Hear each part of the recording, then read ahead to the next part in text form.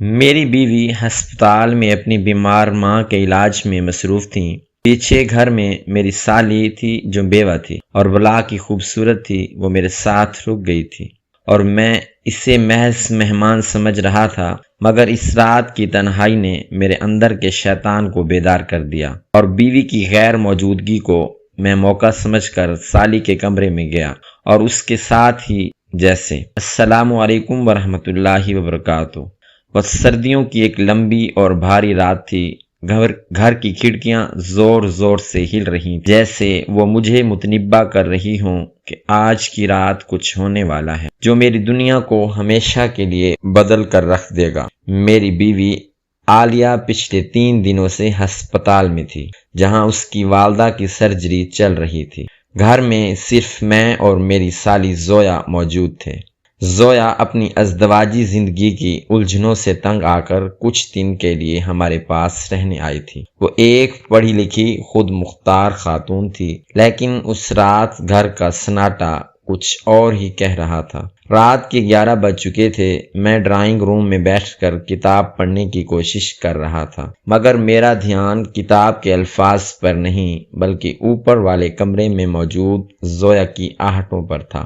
گھر کے ہر کونے میں ایک عجیب سی خاموشی تھی، ایسی خاموشی جو کانوں میں گھنٹی بجاتی محسوس ہوتی ہے۔ مجھے یاد ہے کہ میں نے اپنے آپ سے 1000 بار کہا کہ یہ غلط ہے، یہ میرا گھر ہے، تقدس ہے، میں عالیہ کا شوہر ہوں اور اس گھر کا ذمہ دار ہوں، مگر میرا نفس میری عقل پر غالب آتا جا رہا تھا۔ میں نے سوچا کہ اسے اکیلے کمرے میں ڈر لگ رہا ہوگا یا شاید اسے کسی چیز کی ضرورت ہو، مگر حقیقت یہ تھی کہ میں اپنے اندر کی تاریکی کو ایک جائز سبب کا نام دے کر چھپانے کی کوشش کر رہا تھا۔ میں اٹھا، میرے قدم بھاری تھے، سیڑھیوں پر ہر قدم مجھے ایک ایسی وادی کی طرف لے جا رہا تھا جہاں سے واپسی کا راستہ صرف رسوائی اور ذلت کی کھائیوں سے ہو کر گزرتا ہے۔ میں نے زویا کے کمرے کا دروازہ ہلکا سا کھٹکھٹایا۔ اندر سے اس کی آواز آئی جو اس وقت مجھے بہت پرکشش لگی۔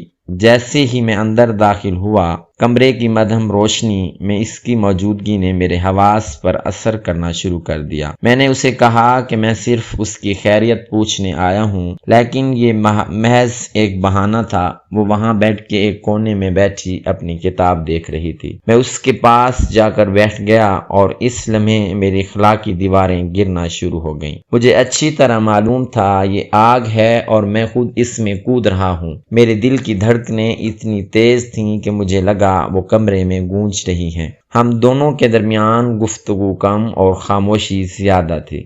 وہ خاموشی زہریلی تھی جس میں گناہ کی بو بسی ہوئی تھی۔ میں نے اسے مخاطب کیا، چند بے مقصد باتیں کی اور وہ میری طرف دیکھ کر مسکرا دی۔ وہ مسکراہٹ جو شاید اس وقت میرے لیے ایک دعوت گناہ تھی۔ میں جانتا تھا کہ یہ غلط ہے، میں جانتا تھا کہ اس کے نتائج خوفناک ہوں گے، لیکن اس لمحے میں اپنی بصیرت کھو چکا تھا۔ میں نے ایک فیصلہ کیا جو انسانی رشتے اور اعتماد کے پورے نظام کو اکھاڑ پھینکنے کے لیے کافی تھا۔ اس رات میں نے صرف زویا کے کمرے میں قدم نہیں رکھا تھا، بلکہ میں نے اپنی تباہی کے دروازے پر دستک دی تھی، اور یہ دستک میری زندگی کا وہ آخری سکون تھا جو میں نے کھو دیا تھا۔ مجھے تب احساس نہیں ہوا کہ یہ معمولی سا لگتا ہوا قدم میری پوری زندگی کو راکھ کر دے گا، اور کل کا سورج میرے لیے ایک ایسی کہانی لے کر طلوع ہوگا جس کا انجام صرف آنسو اور پچھتاوا ہوگا۔ وہ رات ختم ہونے کا نام ہی نہیں لے رہی تھی۔ گھر کی ٹک ٹک مجھے کسی مجرم کے دل کی دھڑکن کی طرح محسوس ہو رہی تھی۔ جب میں اس رات کے بعد اپنے کمرے میں واپس آیا تو مجھے ایسے لگا جیسے میرے وجود پر کوئی کالا دھبا لگ گیا ہو۔ یہ صرف ایک لمحے کا فیصلہ نہیں تھا، بلکہ یہ وہ زہر تھا جو میری روح میں آہستہ آہستہ گھل رہا تھا۔ میں نے آئینے میں خود کو دیکھا تو مجھے اپنا چہرہ اجنبی لگنے لگا۔ وہ انسان جس پر میری بیوی آنکھیں بند کر کے بھروسہ کرتی تھی اب میرے سامنے نہیں تھا۔ میں خود سے نظریں ملانے کے قابل نہیں رہا تھا۔ اگلے چند دن میں میری زندگی کے سب سے کربناک دن تھے۔ ہر لمحہ ایسا محسوس ہوتا تھا جیسے تلوار میرے سر پر لٹک رہی ہو۔ جب بھی دروازے کی گھنٹی بجتی میرے ہاتھ پاؤں ٹھنڈے ہو جاتے اور دل کی دھڑکنیں گلے میں آتی۔ مجھے ہر وقت یہ خوف کھائے جا رہا تھا کہیں میری بیوی کو اس بات کی بھنک نہ پڑ جائے۔ میں گھر میں ایک مصنوعی مسکراہٹ سجائے پھرتا، لیکن اندر سے میں مر چکا تھا۔ وہ گھر جو کبھی امن کا گہوارہ تھا اب میرے لیے ایک جیل بن چکا تھا۔ میں نے جس دیوار کو گرایا تھا اب وہ مجھے دبانے کے لیے تیار کھڑی تھی۔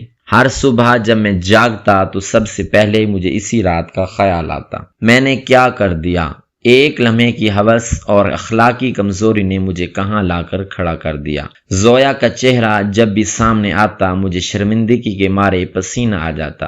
وہ بھی اب مجھ سے نظریں چرانے لگی تھی۔ ہم دونوں کے درمیان وہ دیوار کھڑی ہو چکی تھی جو کبھی نہیں ہٹ سکتی تھی۔ وہ خاموشی جو ہمارے درمیان تھی، اس میں ہزاروں سوالات اور کرب چھپا ہوا تھا۔ مجھے اب شدت سے احساس ہونے لگا تھا میں نے اپنی زندگی کے سکون کا سودا بہت سستے میں کر دیا ہے۔ سب سے زیادہ خوفناک وہ وقت ہوتا جب میری بیوی عالیہ فون کرتی۔ اس کی آواز میں وہی معصومیت اور اعتماد ہوتا تھا جو پہلے تھا، اور اب جب وہ کہتی آپ اپنا اور اپنا گھر کا بہت خیال رکھنا تو مجھے لگتا جیسے وہ میرے سینے میں خنجر گھونپ رہی ہو۔ میں اس کا سامنا کیسے کروں گا؟ جب وہ واپس آئے گی تو میں اس کے ان آنکھوں میں دیکھ سکوں گا جن میں میرے لیے صرف پیار اور بھروسہ ہے۔ میرا گھر، میری عزت، میرا خاندان، سب کچھ ایک بساط کی طرح بکھر رہا تھا۔ میں نے دیکھا کہ غلط کام کا انجام صرف دنیاوی رسوائی نہیں ہوتا، بلکہ اس کا اصل عذاب تو انسان کے اپنے اندر سے شروع ہوتا ہے۔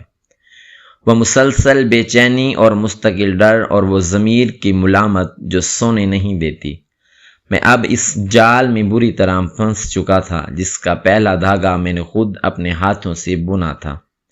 میں نے یہ سمجھ لیا تھا کہ آخر اخلاقی حدود کو پار کرنا ایک غلطی نہیں بلکہ ایک خودکشی ہے۔ لوگ اکثر کہتے ہیں کہ گناہ کر کے چھپایا جا سکتا ہے، لیکن اس رات کے بعد مجھے یہ سمجھ آ گیا تھا انسان اپنے آپ سے کچھ نہیں چھپا سکتا۔ ہر گزرتا دن مجھے اس انجام کی طرف لے جا رہا تھا جس سے میں بچنا چاہتا تھا، لیکن اب میں جان چکا تھا اب فرار کا کوئی راستہ نہیں، اور جو طوفان میں نے اپنے لیے خود کھڑا کیا تھا اب وہ مجھے بہا لے جانے کے لیے تیار تھا۔ میرا ضمیر مجھے چیخ چیخ کر کہہ رہا تھا تم نے جو بویا ہے وہی کاٹو گے، اور میں بس اس فصل کو کٹنے کا انتظار کر رہا تھا، کیونکہ میں جانتا تھا کہ وہ فصل رسوائی اور بربادی کے علاوہ کچھ نہیں ہو سکتی۔ وہ وقت اب سر پر آن کھڑا ہوا تھا جس کا مجھے سب سے زیادہ ڈر تھا، اور وہ لمحہ عالیہ کی واپسی کا تھا۔ گھر کا ہر گوشہ، دیواروں کے سائے اور کھڑکیوں سے آتی ہوئی دھوپ بھی مجھے اب کٹہرے میں کھڑا مجرم لگ رہی تھی۔ زویا کا رویہ مکمل طور پر بدل چکا تھا۔ وہ اب نہ صرف مجھ سے نظریں چرانے لگتی بلکہ اس کی خاموشی میں ایک عجیب سا ڈر اور انتقامی درد اور پچھتاوا چھپا ہوا تھا۔ مجھے اب ہر پل یہ محسوس ہوتا تھا کہ دیواریں بھی گواہی دیں گی کہ یہ گھر اس گناہ کا امین بن چکا ہے جو میں نے اپنی حماقت سے کیا۔ جب عالیہ گھر لوٹی تو اس کے چہرے پر موجود مسکراہٹ اور میری طرف اس کا بے پناہ اعتماد میرے لیے تازیانہ بن گیا تھا۔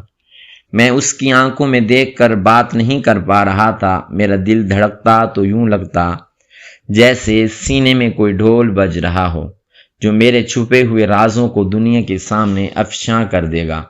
عالیہ کو لگا کہ میں اس کی ماں کی بیماری کی وجہ سے پریشان ہوں۔ وہ میرا حوصلہ بڑھاتی، میرے کندھے پر ہاتھ رکھتی، لیکن ہر لمس مجھے آگ کی تپش محسوس ہوتی۔ زویا اب کمرے سے باہر کم ہی نکلتی۔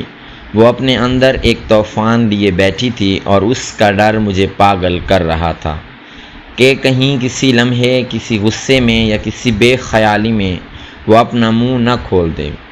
گھر کا سکون تو جیسے کسی نے چھین لیا تھا۔ ہم تینوں کے درمیان ایک ایسا رشتہ بن چکا تھا جو نفرت، خوف اور جھوٹ کے ستونوں پر کھڑا تھا۔ میں راتوں کو جاگتا، چھت کو تکتا رہتا اور سوچتا کہ کیا انسان واقعی اپنی عقل پر پردے ڈال کر اتنا گر سکتا ہے۔ یہ صرف ایک عورت کا سوال نہیں تھا، یہ میری اپنی ذات کی نفی تھی، میری اپنی پہچان کا خاتمہ تھا۔ عالیہ کا ہر سوال، ہر فکر بھرا جملہ مجھے میرے گناہ کی یاد دلاتا۔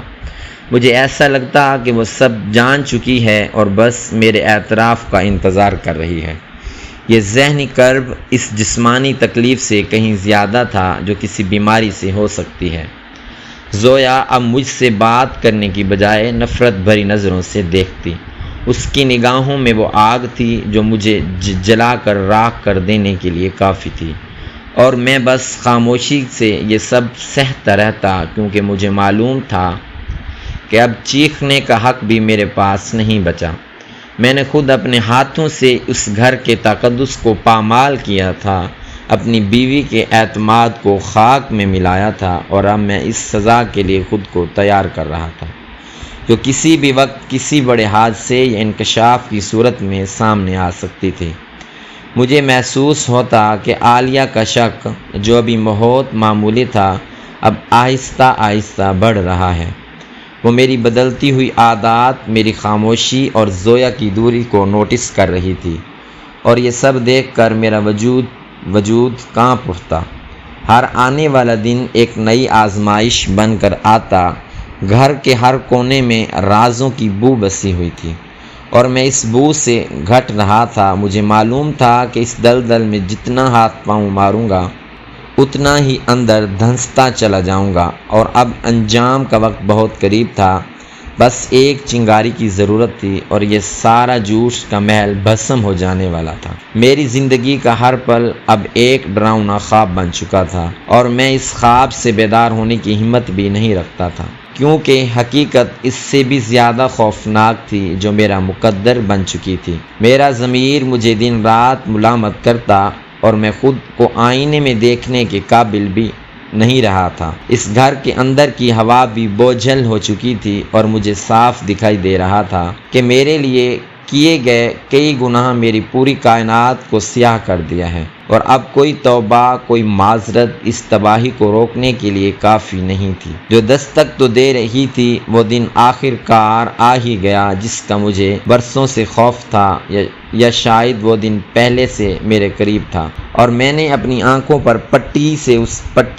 اسے پہچاننے سے انکاری تھا۔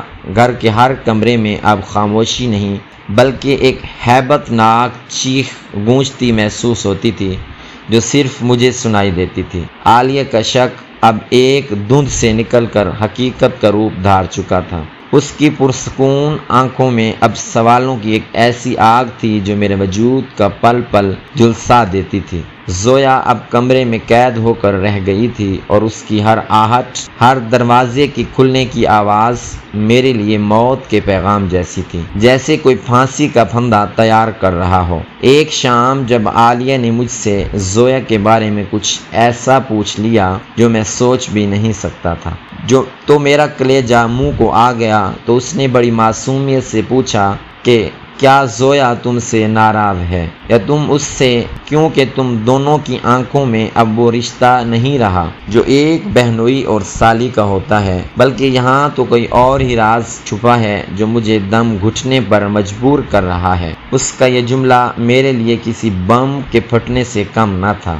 میں نے جھوٹ بولنے کی کوشش کی، اپنی زبان لڑکھڑائی، اور میری نظریں جھک گئیں جو میرے جرم کی سب سے بڑی گواہ بن گئیں۔ عالیہ کی آنکھوں میں آنسو نہیں تھے، بلکہ وہاں ایک ایسی بے یقینی تھی جو میرے پورے وجود کو ریزہ ریزہ کر رہی تھی۔ اس لمحے میں نے محسوس کیا کہ میرا سارا ڈھونک، میرا سارا پردہ ایک دم سے چاک ہو گیا ہے، اور میں اب ننگا کھڑا ہوں، نہ صرف اس کے سامنے بلکہ اپنی نظروں میں بھی۔ زویا کمرے سے باہر نکل آئی، اور اس کی آنکھوں میں جو نفرت تھی وہ کسی سے بھی معافی سے کہیں زیادہ دردناک تھی۔ اس نے کچھ کہا نہیں، لیکن اس کی خاموشی نے وہ سب کچھ کہہ دیا جو میں چھپانے کی ناکام کوشش کر رہا تھا۔ عالیہ کا وہ لمحہ جب اس نے مجھے ایک حقیر کپڑے کی طرح دیکھا، میری زندگی کا بدترین لمحہ تھا۔ میں نے اپنے ہاتھوں سے جو کچھ بنایا تھا وہ ریت کے گھروندے کی طرح ایک ہی جھٹکے میں گر گیا۔ میری ہر دلیل، ہر وضاحت اب بے معنی تھی۔ گھر کی فضا میں سانس لینا دوبر ہو گیا تھا۔ دیواریں مجھ پر گرنے کو تیار تھیں اور میری بیوی کی وہ خاموشی اب چیخوں میں بدل چکی تھی۔ میرے کانوں میں گونج رہی تھی، میں اس گھر میں رہتے ہوئے بھی بے گھر ہو چکا تھا، اور وہ عزت جو میں نے کئی سالوں کی محنت سے کمائی تھی وہ چند منٹوں کی حماقت کی نظر ہو چکی تھی۔ اب میں صرف ایک مجرم تھا، ایک ایسا گنہگار جس کے پاس نہ تو کوئی پناہ گاہ تھی اور نہ ہی کوئی راہ فرار، اور مجھے صاف دکھائی دے رہا تھا یہ کہانی اب اپنی انتہا کی طرف بڑھ رہی ہے، جہاں صرف تباہی اور رسوائی ہی میرا مقدر ہے، اور وہ انجام جس کا مجھے ڈر تھا اب میرے دروازے پر دستک دے رہا تھا۔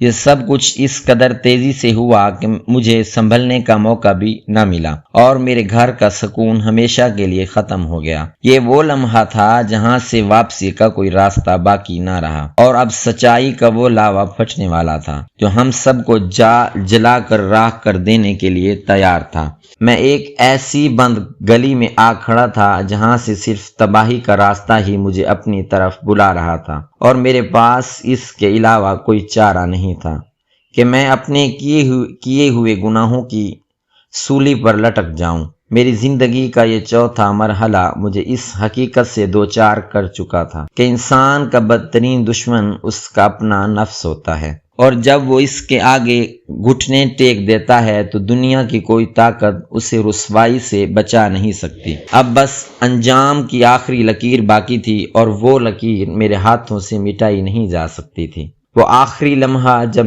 میری زندگی کی عمارت زمین بوس ہو رہی تھی، میں اسے آج بھی اپنے ضمیر کے کینوس پر ایک دھندلی مگر تکلیف دہ تصویر کی طرح دیکھتا ہوں۔ عالیہ کی آنکھوں سے بہنے والے وہ چند قطرے جو اب میرے لیے آنسو نہیں بلکہ میرے پورے وجود پر پڑنے والے تیزاب کے قطرے تھے۔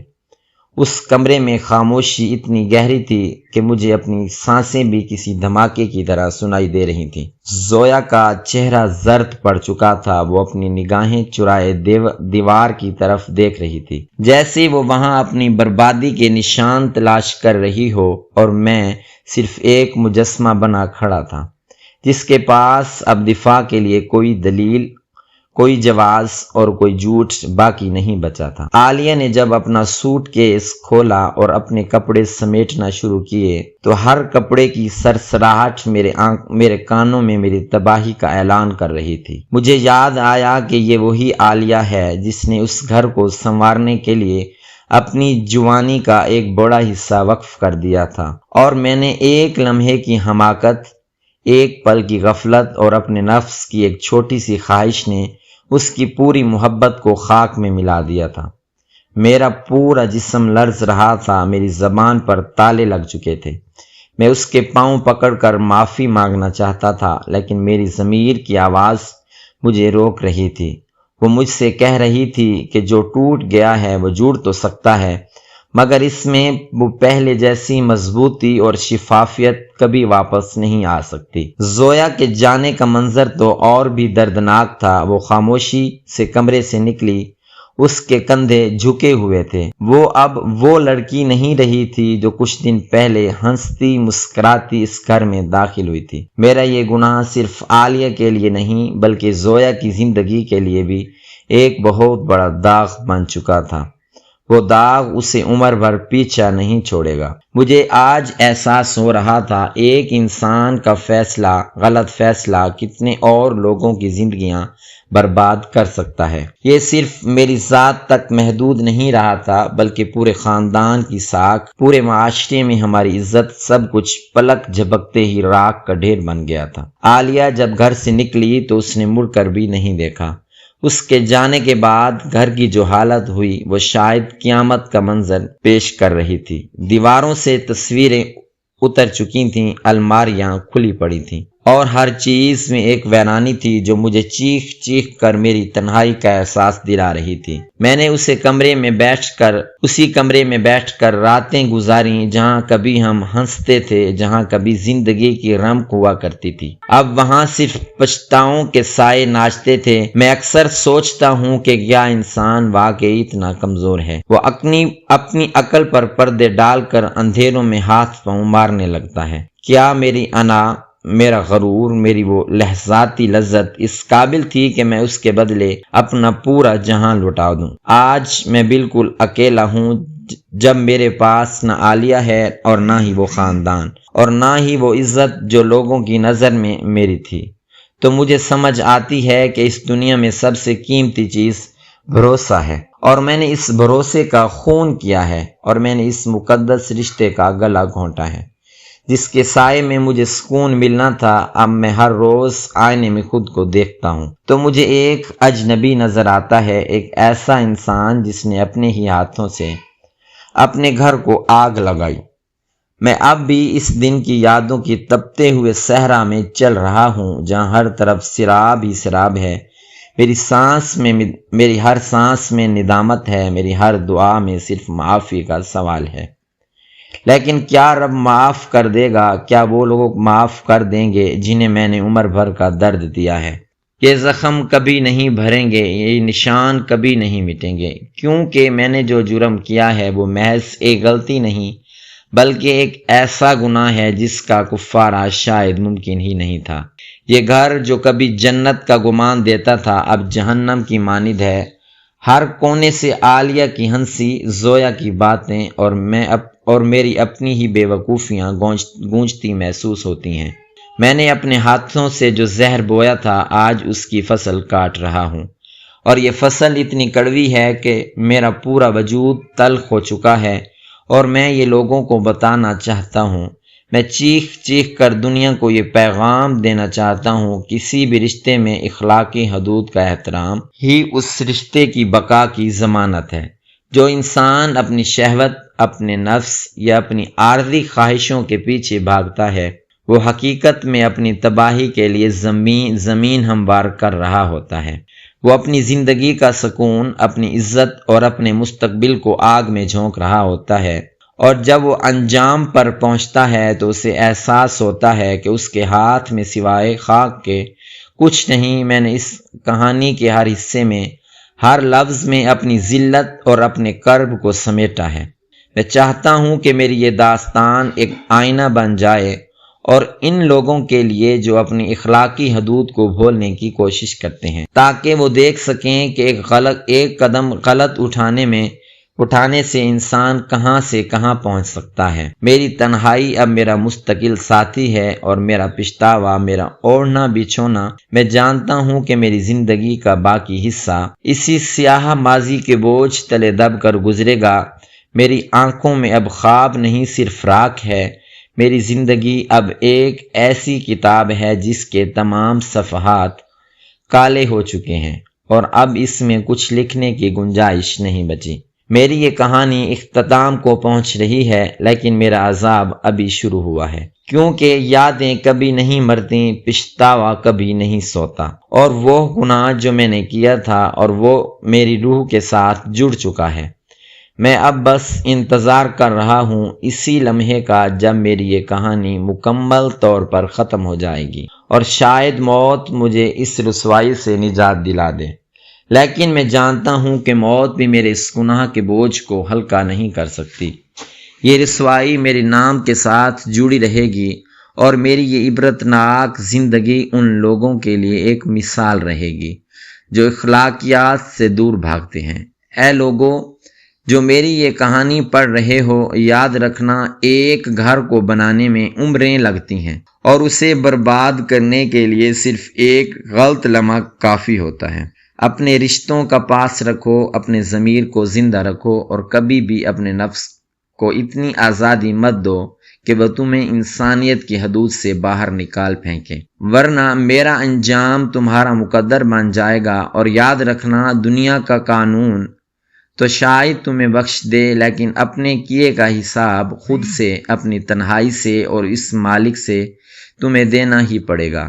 جس کے سامنے ہر راز عیاں ہے، اب میری کہانی یہاں ختم ہوتی ہے، لیکن میرے دل کا درد جاری رہے گا، کیونکہ میں نے سب کچھ کھو دیا ہے، میں نے خود کو کھو دیا ہے، اور اب واپسی کا راستہ باقی نہیں۔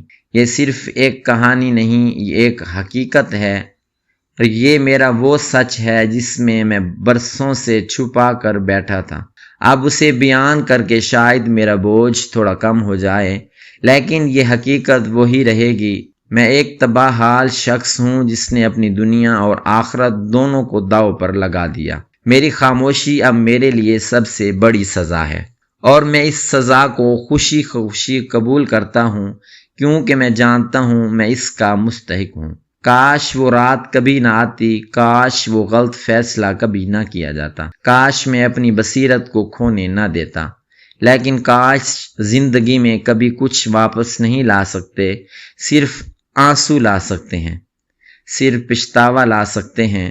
یہ میری داستان کا آخری باب ہے، اور اس باب میں صرف اندھیرا ہے، صرف ویرانی ہے، اور صرف میرا اپنا آپ ہے، جو اب ایک لاش کی طرح ہے، بے حس ہو چکا ہے۔ اللہ ہم سب کو اپنی عزتوں کی حفاظت کرنے اور اخلاقی حدود پر قائم رہنے کی توفیق عطا فرمائے، کیونکہ اس کے بغیر انسان صرف ایک بھٹکتا ہوا وجود ہے جس کا کوئی ٹھکانہ نہیں۔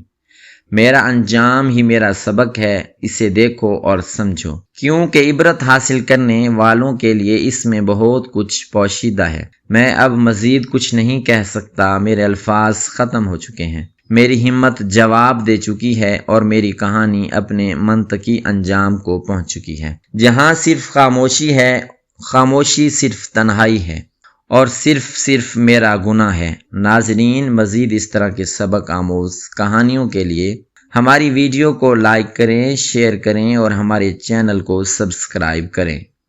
شکریہ۔